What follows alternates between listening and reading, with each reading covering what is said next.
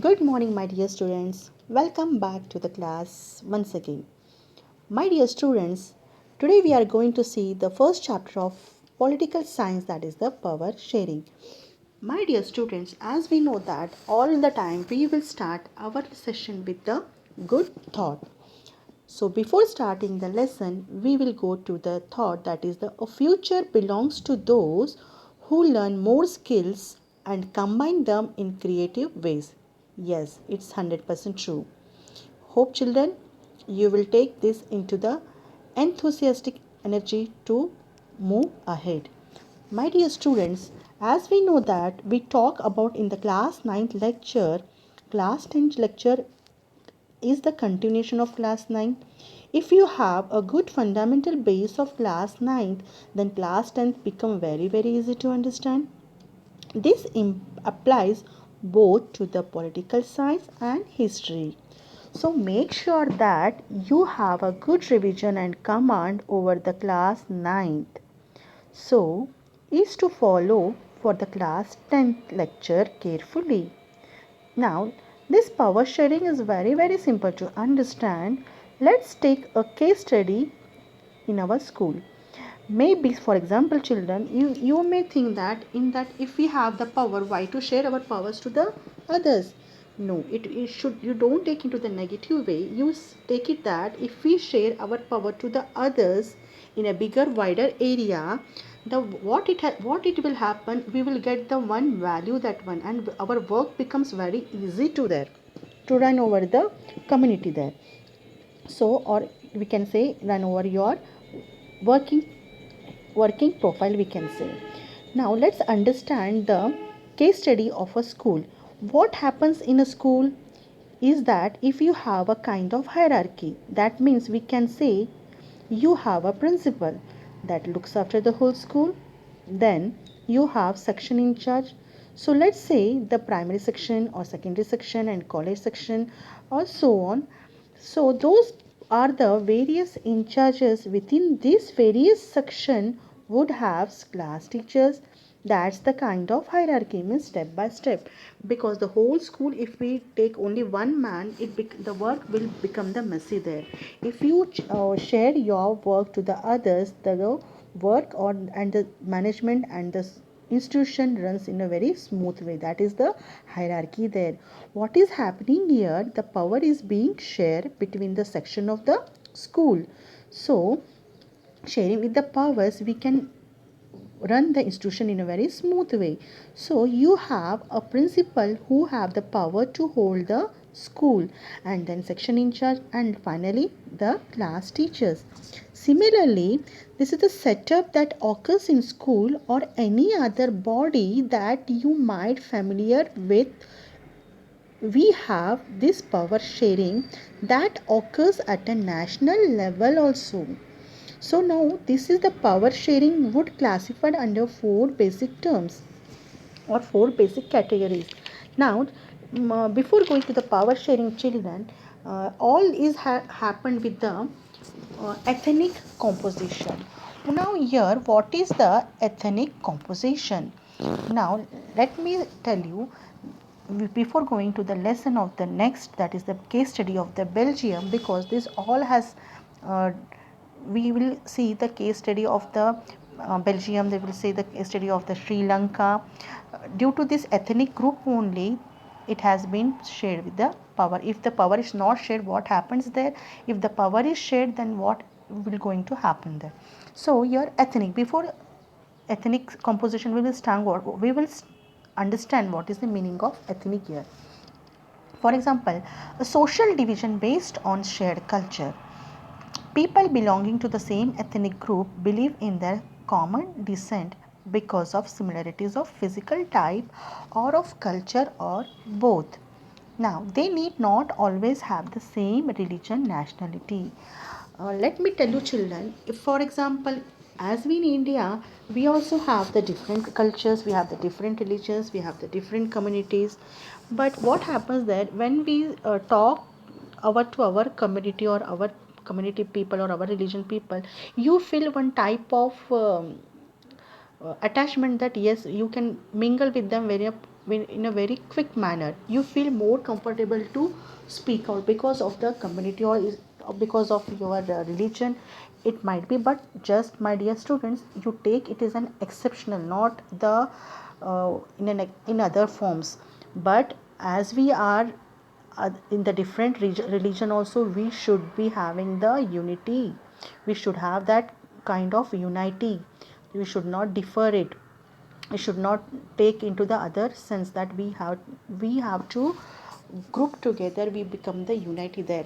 So now, with this ethnic composition, why we will study the next about the case study of the year Belgium. Yeah, what year before Belgium? What Belgium is the small country in Europe, right? It share its border with France, as we seen in the first lesson of the ninth standard, that the French Revolution in the world map of the France, it has a border with the Netherlands, Germany, and Luxembourg. Which one? That is the Belgium. It has shared its borders there. The ethnic composition of Belgium is very complex. Now, before we will go to the ethnic composition. Let's look one glance to the map here. If you see this map of the Belgium has divided into two regions.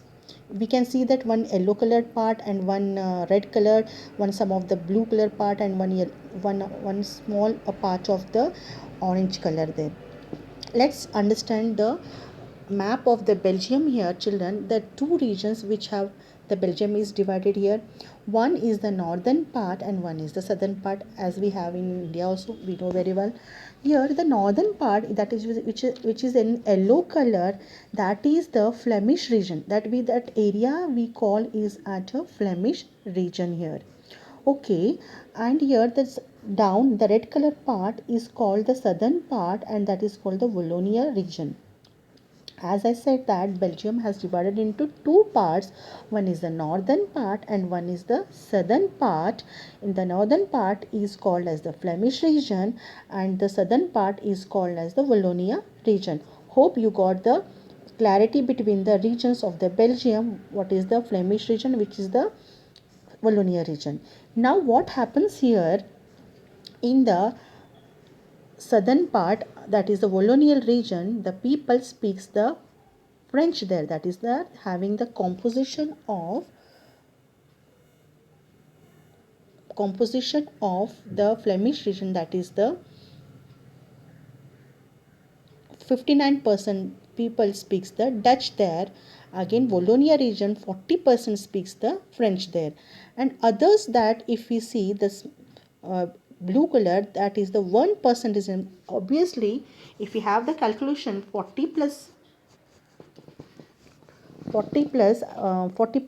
and 59%, obviously it becomes a 99%, and 1% remain, that is the speaking of the German people. Now as we Belgium is very small nation, smaller we can say the state of Haryana in India. Now if we look on the map of Belgium, you have the French speaking population, just I conveyed you, that resides in Wallonia, and that counts 40% of population. In contrast to that, you have the Dutch speaking population in the Flemish area. You have 59% Dutch speaker, just now I told you. So overall, you look onto the global picture, 1% would be to the people who speaks German there. Okay, now overall you look to the picture of the Belgium, the predominant population in Belgium is Dutch speaking. Okay, but interesting contrast exists capital of Brussels there. That orange color, if you see, that is the capital of the Belgium, that is the Brussels. Brussels is the capital of Belgium here. Here what happens, children? Belgium is the predominant population, that is the Dutch speaking, but an interesting contrast exists in that capital of Brussels. What happened there? Now what happened in the capital of Brussels, that you have only 20% of people speaking who are Dutch speaking people. Okay, 20% of people who are speaking the Dutch language there, and 80% people who are speaking the French language. Getting that? So what happens within the country and within the capital is different here. Yes, we can see that there is a difference between the capital. In the capital, they are speaking the 80% is the French, whereas in the country, French speaking people are very less, and the vice versa. If you see here, Brussels capital having the more majority than the country, and country becomes the minority there in compared to the capital there. So here, due to this ethnic composition, there is the tension started creating between the Dutch community, because the country's capital is having the different language, and the country they are speaking the different language. Due to that, the tension created between the Dutch community here. The what is that? The minority French speaking community was relatively rich and powerful there.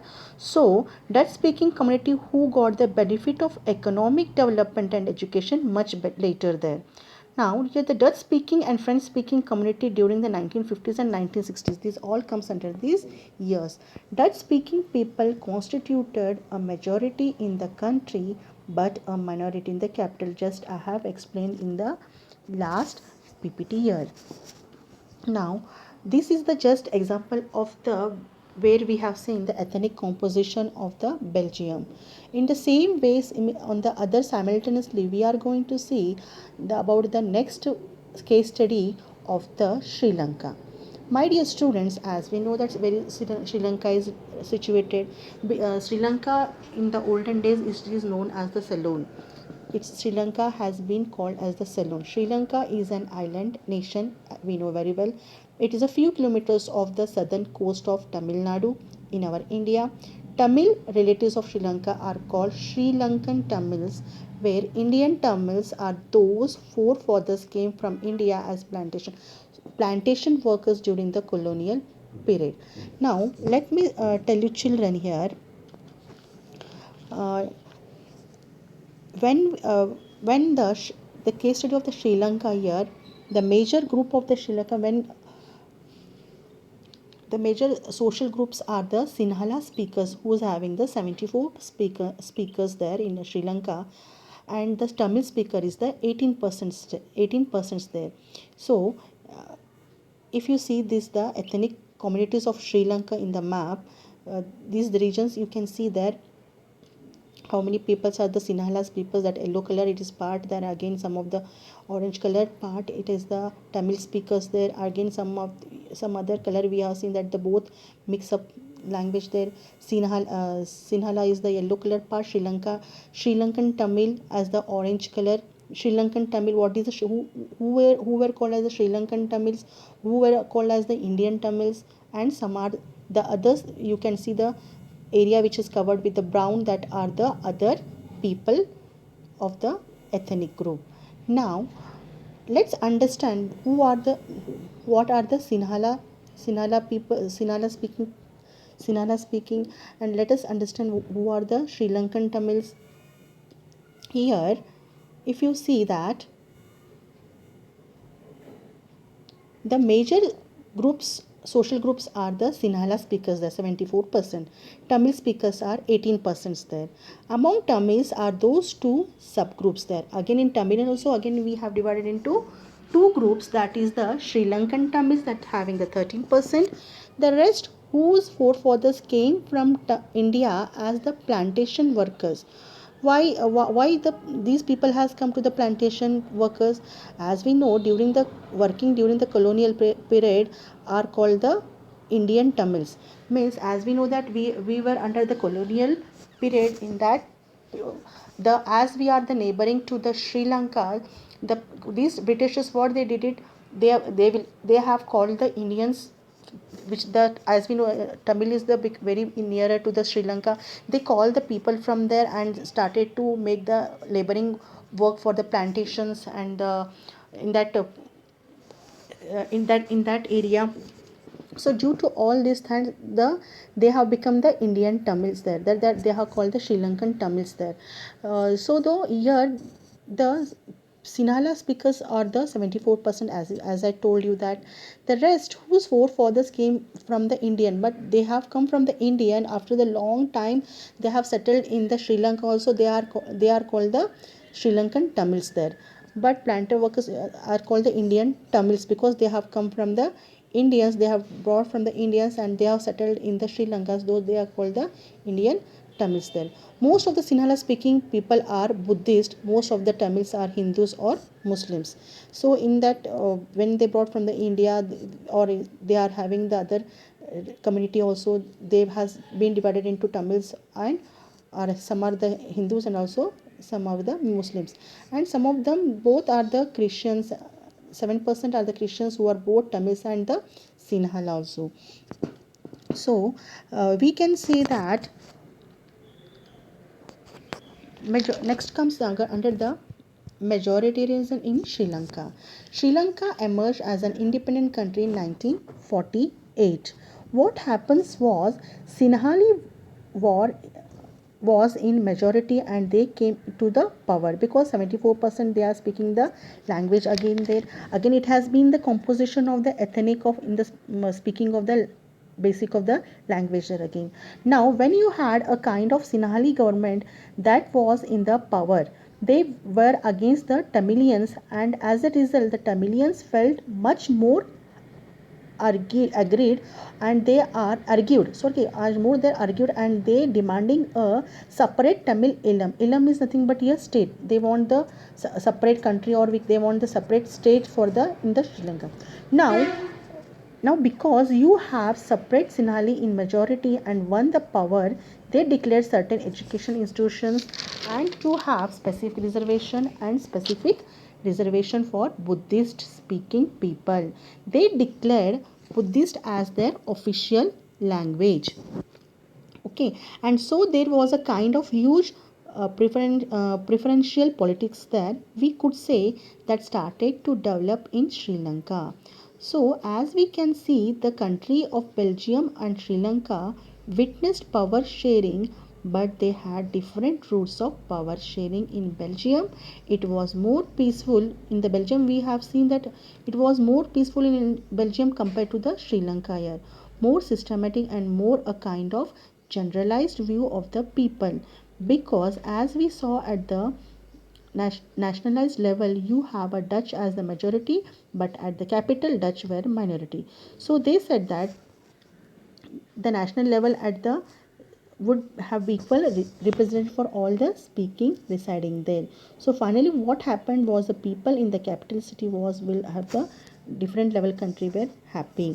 So here if we say Sri Lanka's so struggles of Sri Lankan Tamils, what happened here? Sri Lankan Tamils launched parties and struggles for the recognition of Tamil as an official language. Just I have told you that they demanded regional autonomy and equality of opportunity in securing education and jobs, because they want that majoritarians there, because they are the more having the people of Sinhali speakers there. Again their demand was repeated, denied. By the 1980s, several political organizations like LTTE, now LTT is nothing but the abbreviation as the Liberation Tigers of Tamil Eelam, they want their separate state there, were formed and demanding an independent Tamil Eelam state in northern and eastern part of Sri Lanka. The conflict between two communities soon turned into a war. Happened again, there is a because again the majority again minority comes there, again it has been started to the war there. But this is not a case of Sri Lanka where you had Tamil and Sinhalese who were constant war to one another, leading to civil war that came up, which led many of the people to refugees, and finally at the war has setback for the these common people residing there. So this has become the one of the struggles in the Sri Lankan Tamils. So as we see that the civil war was resulted in the killing of thousands of the people of both the communities there. It may be a Tamilian people, Sri Lankan Tamils or Indian Tamils, both the communities they have started there is a conflict between these two. Again, the civil war also caused terrible setback to the social, culture and economic life of the country. So it ended in which year? In the 2009 here. So the results were the of the Sri Lanka we can see here. Now next we will going to see what is the accommodation in Belgium. My dear students, hope this you both the Belgium and Sri Lankan case study have got clear, isn't it? I hope so. because both the uh, having the same ethnic, due to ethnic only they have got the these conflicts, whereas in the Belgium it was much smoother but compared to the Sri Lanka here. Now next we are going to see about the accommodation in Belgium. The Belgium leaders recognize that existence of regional differences and cultural diversity is there. They amended their constitution four times between 1970 and 1993.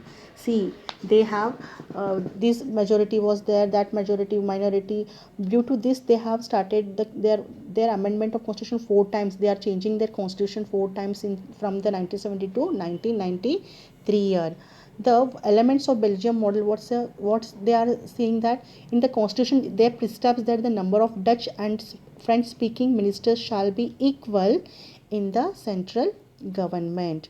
The state governments are not subordinate to the central government there.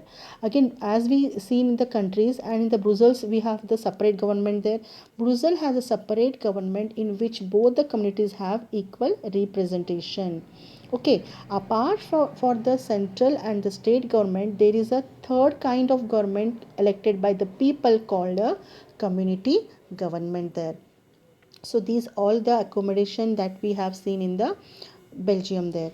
So I can tell you that now the power sharing becomes important if you have controlling the bigger area, and practically not possible for one person to look after the entire region. So definitely at the level you would have power sharing would have occurred.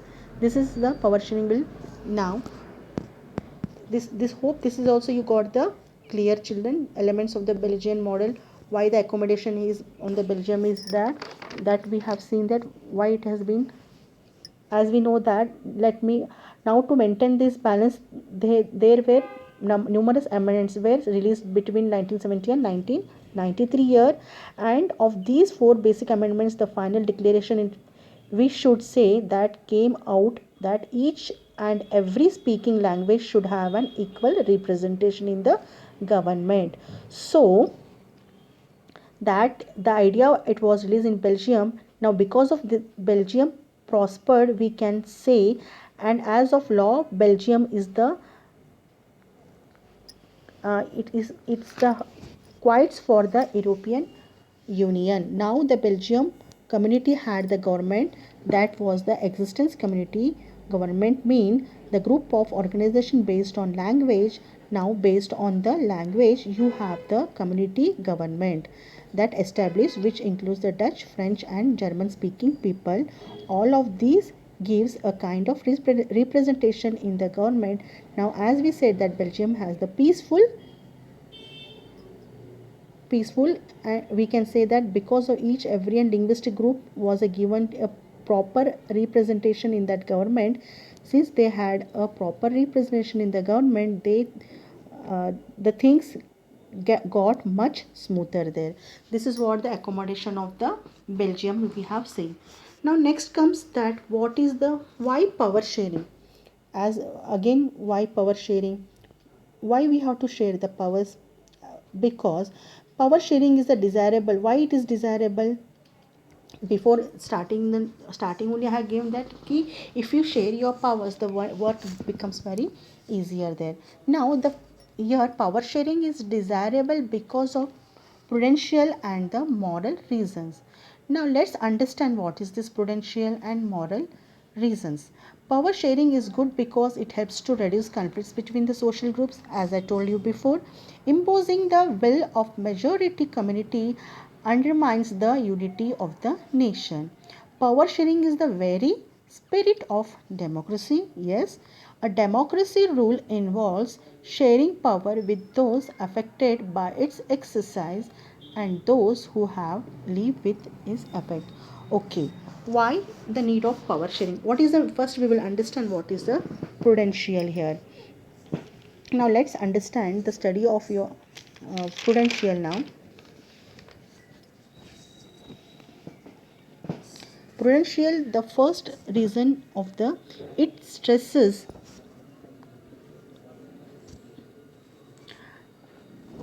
Now we have said power sharing becomes important if you are controlling the bigger area, it's practically not possible for one person to look after the entire region. So definitely at the level you would have power sharing would have occur. This power sharing will be prudential as well as the moral. Now these two terms are very important, especially if you are if especially for your question, what is the difference between prudential power and moral power here? When we talk about the prudential power, we focuses more on the outcomes. So let's say we are sharing the power. Will the conflicts come down, and will be a more stability in the political setup? Will the majority un, uh, understand the rights of the minority? And so those are the kinds of judgment come under the prudential power. When we are talking about the moral power here, when we are talking about the moral powers outcomes, we emphasize that act of power sharing is more valuable. So we are not focusing on the outcomes right now. Under the prudential, we'll focus or check out the gain or losses. How much benefit would be I have, how much benefit would be I have, or if I would have use idea of power sharing, and what would be the negative consequences of the power sharing. That could that could that could fall. So however, in moral we just talk about within the idea of valuable and how valuable it is. So we talk about the good spirit of democracy. We talk about the people must have rights where should be consulted. They are governed. So having more rights, having a spirit of democracy is the soul of the it is a sole idea under the modern behavior. So this is the moral of the power sharing. That is the reason, as I explained here, it emphasizes that very act of power sharing is valuable here. Power sharing is the very spirit of democracy. As I told you, it will give the more spirit to the democracy. People have the rights to be consulted on how they are governed. A legitimate government is one of the where citizens through participate can acquire stake in the system here. Now coming to the forms of the power sharing. Now just before power sharing, we'll have the one story is there about the Khalil's dilemma. Here what Khalil's dilemma is that Khalil lived in the city of Beirut. There Khalil's father was an Orthodox Christian and mother was a Sunni Muslim. People from various communities living in the Lebanon came in to live in a Beirut. It's as a capital there. Lebanon's leaders laid down some basic rules for power sharing among different communities. In that city, it has happened here that what Khalil has come. As per these rules, the country's president must be being to the Maronite sect of Catholic Christians. The prime ministers must be a Sunni Muslim. They have told that like that ki the prime minister must be a Sunni Muslim. The deputy prime minister post is fixed for the Orthodox Christians there. Means the prime minister must be from the community of Sunni Muslim, and the deputy prime minister should be in the Orthodox Christians here. The position of the speaker ID for the Shias should be a Muslim. So here the Khalil's suggestion was that he was not happy with the rules laid down by the Lebanon's leaders. He is a popular man with a political ambition. He does not follow any religion, neither his father nor his mother. As per Khalil, what his suggestion is that an election, that referendum should be held there. Means we should not follow the rules what he wants to that Lebanon created. He wants that you should create the election there. Everyone should must be allowed to participate there. Means it is having the right for the everyone should be allowed to participate. The one with the maximum votes should be elected as the president, no matter which community he or she belongs to. There in that his suggestion was that he should not belongs to the he should not take any other's community. On the other hand, his elders who have seen bloodshed in the civil war, means one of his Khalil's elders were working in the civilian, that they have seen the bloodshed in the civil war, they are happy with the present system. They are really, he was mercy on them. That is the position reserved for the particular community only because this system guarantees for peace. Then he don't want to be, his suggestion is that you don't follow the rules, then you don't follow the rules which gives hurt to the person.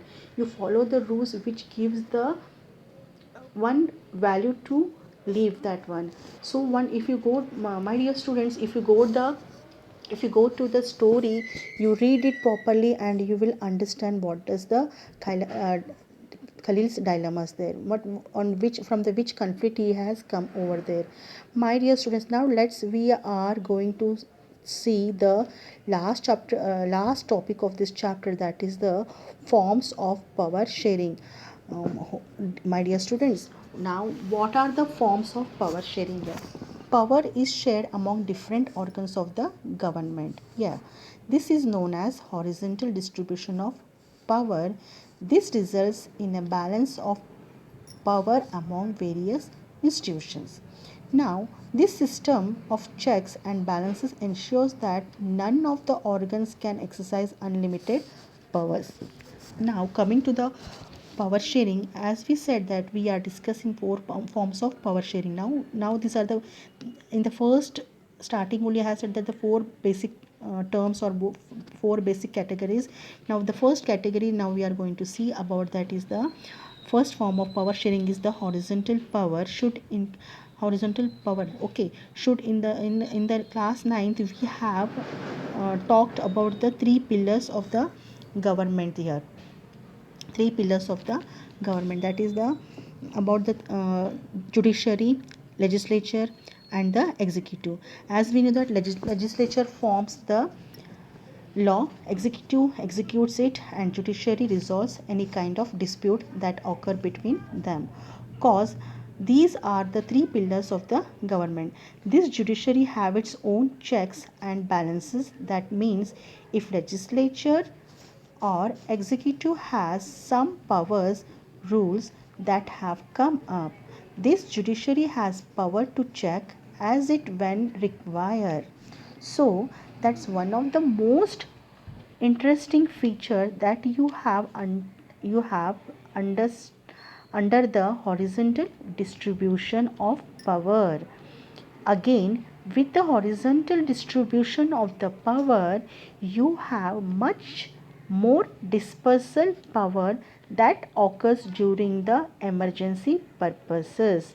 And a good example that have been mentioned in NCERT, that is the Bombay High Court. If you go there, you can find that example, my dear students, that in the Bombay High Court was ordered the Maharashtra government to take the action to improve the living condition of the 2000 odd children home in Mumbai. So that's the kind of horizontal distribution of power. This is the, what is the meaning of horizontal distribution power? I have given the example there. With this example, hope I think that you have got clear about the horizontal distribution of power. The next is about the continuously the power is government, as this known as the, next we are going to see what is the federal government. One of the second sharing power of the power sharing is the federal government. This is known as power is shared among governments at the different level. This is also known as the federal government. It is a general government for the entire country. Example, India, we have central of the union government. Now federal government, the next is federal government. Now what happens in federal government, my dear students? Under this federal government you have two forms. One is the center, as we discussed in the last PPT here. One is the center and one is the state here. Yes, here what happens, so let's say you have an in you let's say you have India here. So one would be the government ruling the whole of the country and the other would be ruling divisional here, divisional state. Now these states are being ruled the state government, and then you have a certain decisions which are coming up under the central government. So you have two forms of federal government coming together is federalism, and holding together will be discussing more in the second chapter of the lesson, that is the federalism. We will see the more thorough explanation about the federal government here. So just power can be shared among the governments at different levels, a general government for the entire country and the government at the provincial or regional level here. Such a general government for the entire country is usually called the federal government. In India, we refer to it as the central or union government. This is the definition you can take over there. The government at the provincial or regional level are called by different names in different countries here.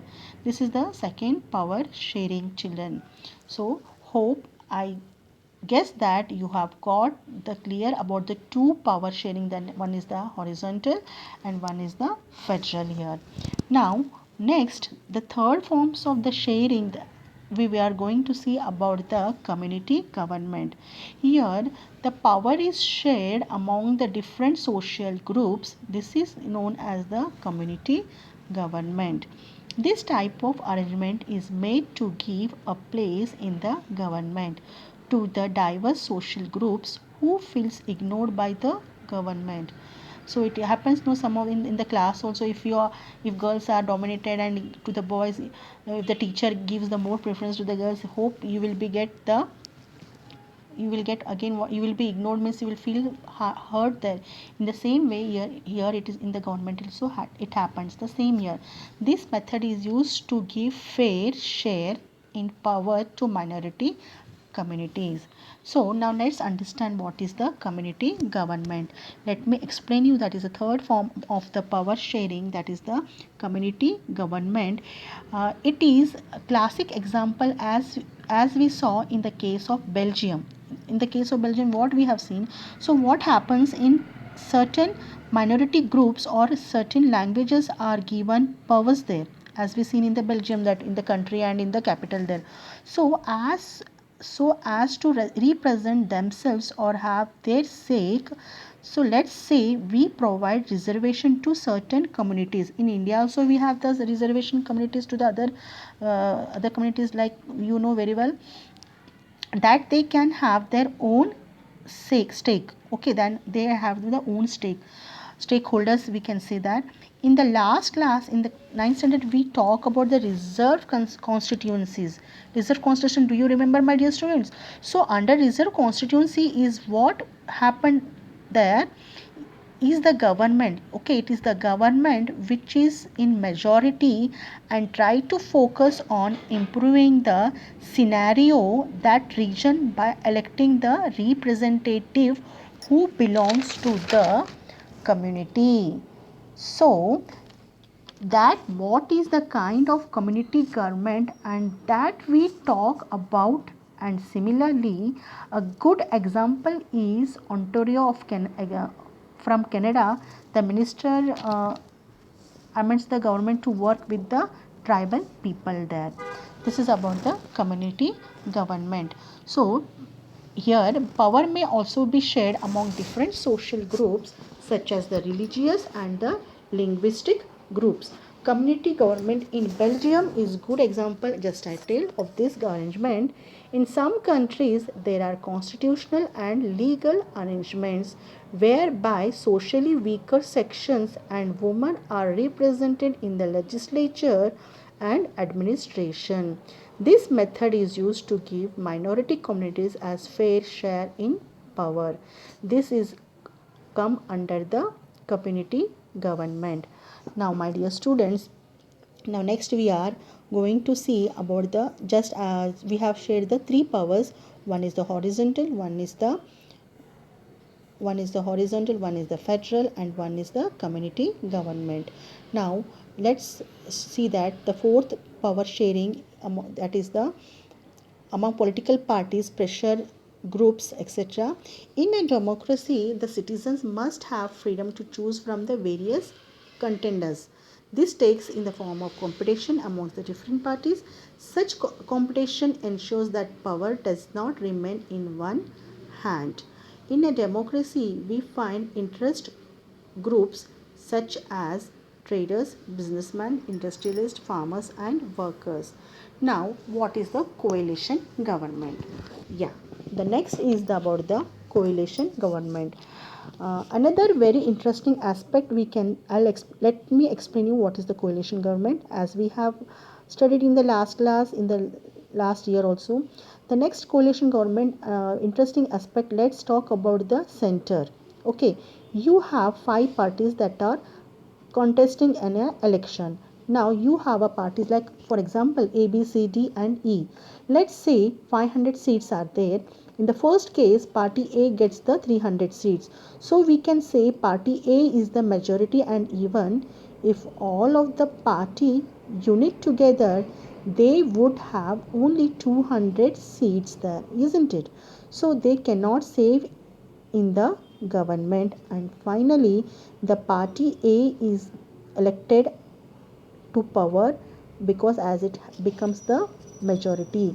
So this becomes a kind of unitary government there. Okay, when ABCDE party are there and A is having the majority, let's other parties will be the minority, then hope the A will be having the power to rule, and A is become the year the unitary government. When single government at a would be power. Okay, at a single government at would be power.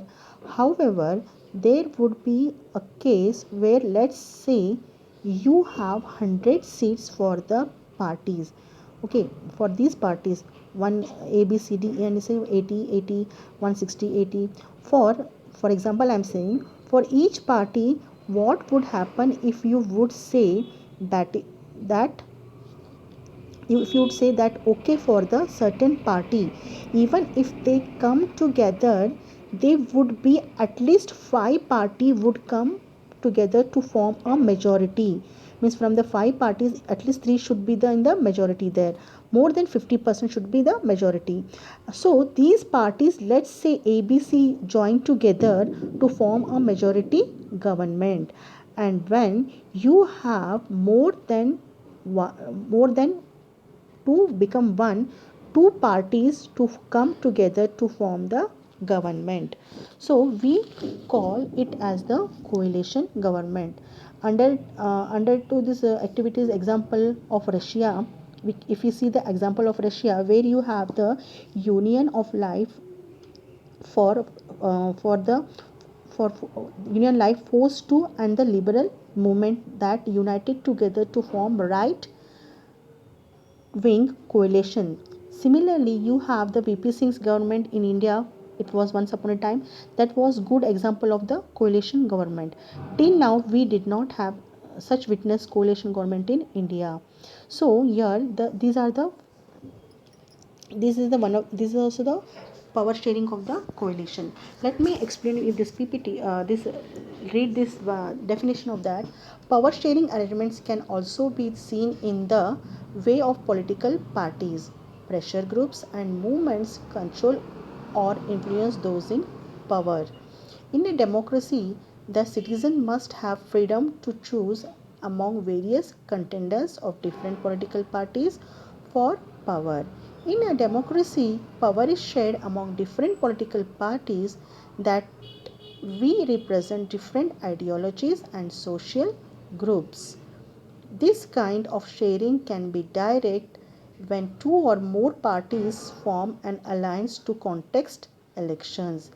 If their alliance is elected, then they form a coalition government and thus share a power. Hope, my dear students, you have understood these four powers of sharing. So these are the very important. You may get the question between the share the four discuss with the four sharing powers, or what is the difference between these two sharing powers. You may get the question also. That questioning we will be discussing in the next part of the class.